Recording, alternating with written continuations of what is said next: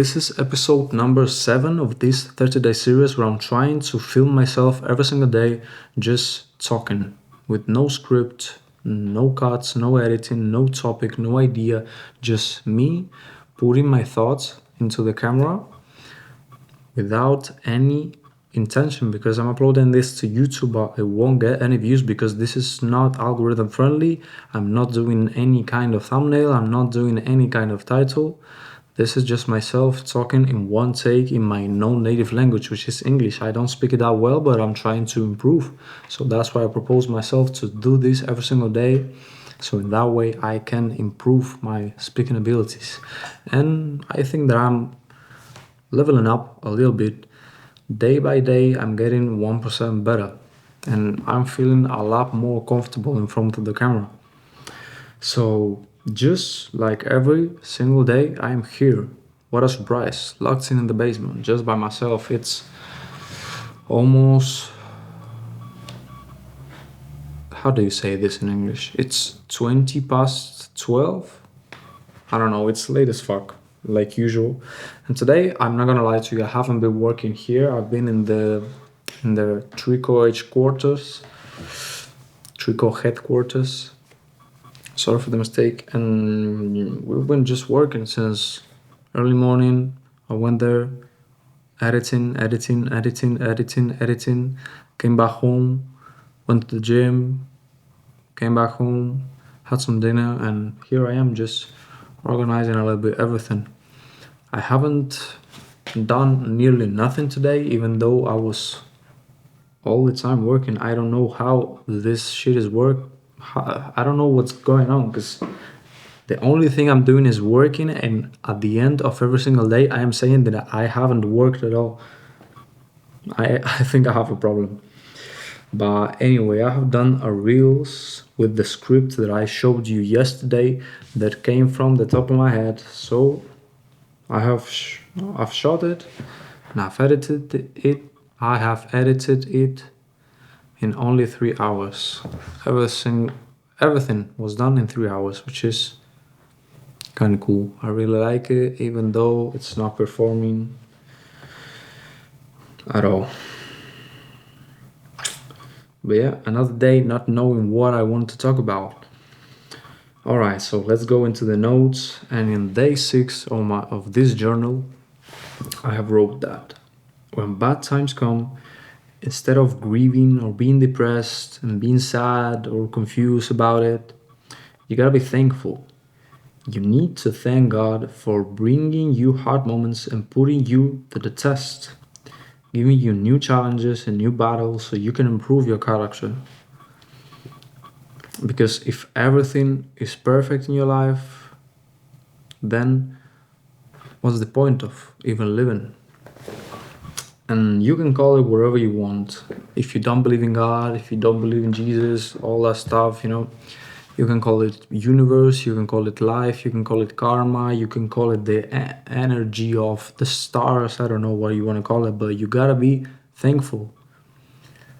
Being grateful is the best cure to any kind of depression and bad thoughts and negativity that there is in your life. You just gotta be thankful for everything in your life, for absolutely everything. Even when the worst times come, even when the worst things happens to you, you gotta try and find the positive part of it.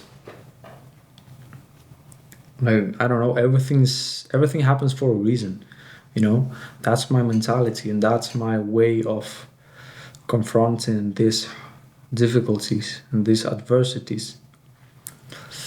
So, by the way, I'm filming with this broken lens that sometimes is working and sometimes not.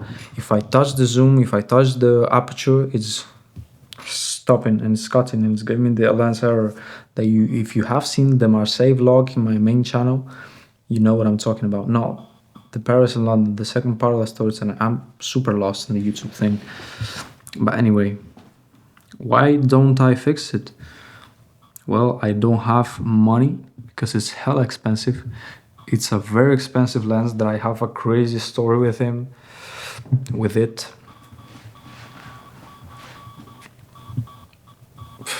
I'm just frozen because it's hard. The English thing is still hard, you know.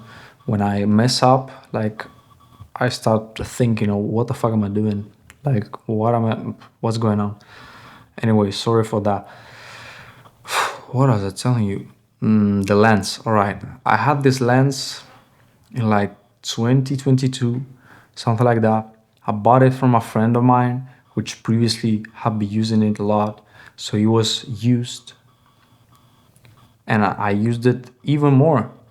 I brought it to the club, I brought it to shows, to concerts, I shot music videos with it. And suddenly, in one night that I was just filming regularly, a party, a nightclub, like always, like I was doing every single weekend, a random Brazilian guy came to me, asked me for a picture. I took it, I showed it to him, and he got mad at me because he wanted to do it again because he wasn't looking nice on it. So he started being aggressive. He just started taking me by the neck, and I just went away. And obviously, I was leaving my lenses on the DJ booth. How do you call it? DJ set or DJ table, you know? And that guy saw that, and he was really drunk. And when I went away to do around just to go around and take pictures of the people there in the club, doing my job, basically. So that guy stole my lens. And how do I know? Well, because I was filming the stage, I was taking a shot of the stage, and literally I have the video of the guy stealing this lens, just taking it and hiding it in his pockets, which is crazy. I don't know how we got his Instagram through the cameras, and one guy knew him, so I wrote him. I started threatening him that like, how do you say that in English? Fuck. Well, I started threatening him. So at the next day, he was in Portugal, going to Brazil. So my lens was in Portugal. I started threatening him that I went to the police and stuff, and he was scared. He sent me back my lens. Then I sold this lens. I exchanged it with another friend for a Blackmagic 6K Pro. So I exchanged it to him, and then I bought this new camera with this new lens from that same friend. And I didn't buy it. A guy near my house, a random guy, bought it from a website that my friend was selling it, and ended up going to a random guy that didn't know how to film near my house, like 20-minute drive from there. And after a week of buying this camera and this lens, he decided to sell it because he had no idea of filming. And like, I wrote to him, I went to his house, and I bought my friend's camera, which was my camera with my lens, which the Brazilian guy stole from me, which previously was from my other friend. So just think that everything in life happens for some reason. Like, there's a meaning behind everything. That's the end of the story. That everything happens for a reason. And that's why that Brazilian guy stole my lens, went to Portugal with it, and returned it back to me. So in the future, it could again return to me and then break in the middle of Paris because of the rain with Chico. How crazy life is. Like, it's so fun. It's actually so fun, even though you may be depressed and stuff, but life is there to enjoy it. Like, even the bad things, the good things, you gotta enjoy everything. The whole spectrum of feelings that you are feeling. You gotta be grateful for every single thing that happens in your life, you know. So that's the moral of this story. Weird, but kind of fun. Another day, not doing nothing, just locked in the basement. I'm feeling super weird. I'm feeling like everything is falling apart, even though nothing is happening. Like, when you're stuck in your brain, when you're not talking with no one. Sorry. You just get lost in your own thoughts and start putting yourself in the worst cases possible. especially if you're an overthinker like me. So it's hard. I know it's hard being locked in. It's much easier to go out parties, to have a lot of friends, to go out every single day, just to study a college degree and something predictable and something regular and normal, and not waste your whole life pursuing something that seems impossible. Like the worst thing about this entrepreneurship and self development and your own being your own boss and freelancing and filmmaking and living your own dream and your hobby and all that stuff, you know what I'm talking about. The worst thing about that is not knowing what will happen tomorrow, which is something that frightens the human. The human being wants a routine, he wants safety, he wants to predict what will happen in the next few weeks. Like, is he gonna, like, are you going to have food in a couple days or not? Like, I don't know how to explain it, but you get what I'm trying to tell you, right? It's hard to not know what will happen in 1 year, like not having a clear path. When you can't predict what will happen in 1 year, it's weird, you know? Because if you go to college, you know exactly what will happen in 4 years. Like you're gonna be at the same place, at the same desk, at the same chair, listening to the same teachers, with the same friends. In 4 years, you're gonna just finish, get your, how do you say, diploma, your grade, your degree. I don't know how to say that. You just get your piece of paper, you go to your job, you go to work, to your 9 to 5 or whatever routine you have, whatever schedule you have, and just work till the last day of your life. And that's it. That is the safest thing you can do. Just do the same thing for the rest of your life. And when you're 40 or 50, when you already have a family, when you have a mortgage, you just start trying to figure out new ways of living, and you retire and you say that, wow, finally I'm free after 50 years of slave work. And then you just have 10 years left of life. And that's it. And that was your life. You just spent like 70, 80 years of your life just going to an office, working for someone else, not achieving your maximum potential at nothing, not trying to create something yourself from out of your head.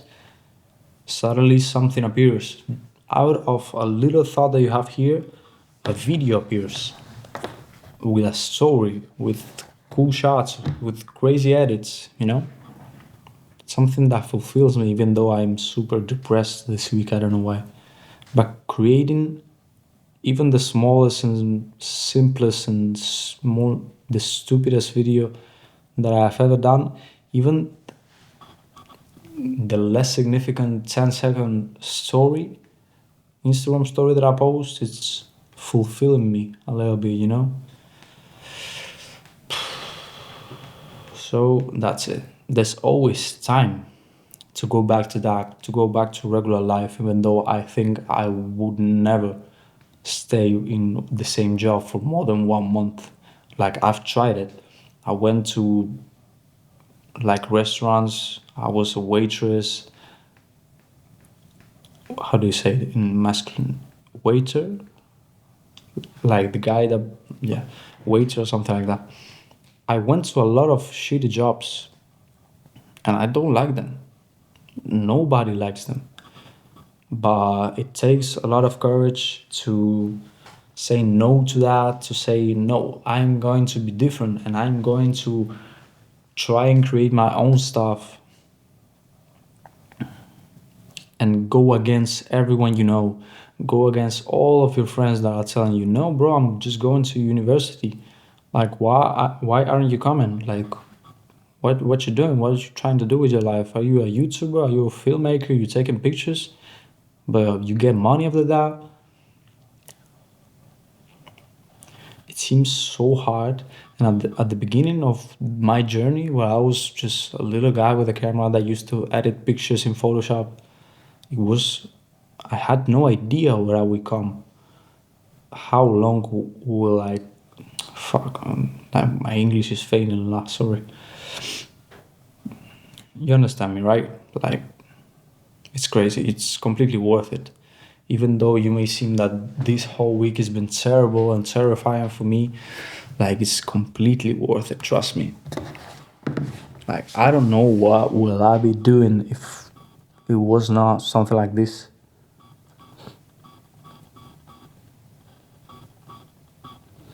So yeah, I'm not gonna go further than this because it's already 60 minutes and it's way too much. So if you got till this point, congratulations because this video was super hard to watch. Sorry for the cringe. But yeah, I'm so glad by me doing this every single day. I'm so happy for it. So proud of me. And yeah, even though things get hard, you gotta be grateful to God all the times because He has a bigger plan for you. You try to predict something, you try to plan something, but God comes and says, "No, here things goes as I say." So you just keep going without questioning anything. That's it.